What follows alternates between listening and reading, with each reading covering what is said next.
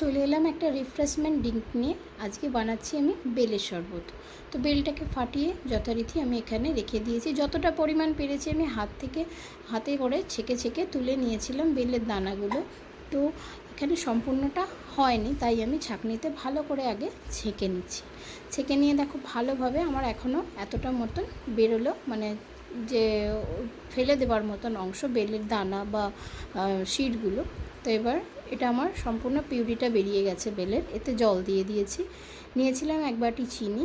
তো চিনিটা নিয়েছি, দিয়েছিলাম 100 গ্রাম মতন টক দই, সেটাও আমি মিক্সি বলে নিয়ে নিলাম।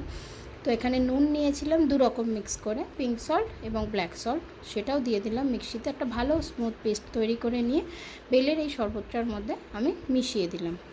তো এবার ভালোভাবে আমি এটা নাড়িয়ে চাড়িয়ে নেব। তো এর মধ্যে অ্যাড করব আমি 1 টুকরো পাতিলেবু, মানে হাফ পাতিলেবু।